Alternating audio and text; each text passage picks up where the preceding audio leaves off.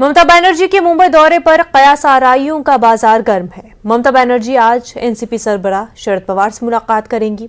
माना जा रहा है कि ममता आइंदा आम चुनाव में बीजेपी को टक्कर देने के लिए तीसरा महाज तश्कील देने की जुगत में है, इसलिए वो गैर कांग्रेसी जमातों को मुत्तहिद करने की कोशिश कर रही है। मंगल के रोज ममता बनर्जी ने शिवसेना लीडर आदित्य ठाकरे और संजय राउत से मुलाकात की थी।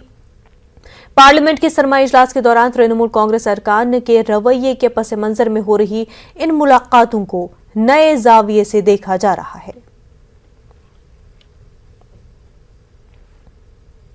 जिधर में जेल में कोई है, मदद कोई नहीं कर रहा है, उधर से लीगल टीम निकल जाएगा।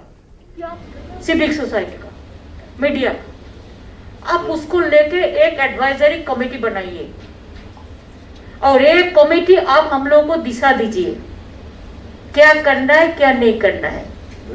और जिधर में जेल में कोई है, मदद कोई नहीं कर रहा है, उधर से लीगल टीम निकल जाएगा।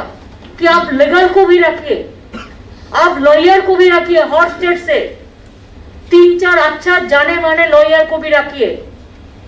बहुत सारे रिटायर्ड लॉयर जजेस भी है, एक्स जजेस भी है।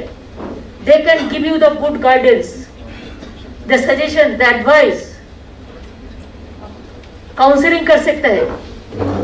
तो आप लोगों ने अगर एक कुछ करेंगे, देखिए इंडिविजुअली तो आप हमको बोले हम जो मर्जी है हम करेंगे। हम तो सबको बोलता है जब डरते हैं कि हमारे इधर में चलाओ, हम देख लेता है, जितना भी मदद कर सकता है। मैं दिल्ली में भी किसी को पकड़ता है तो हम जबरन।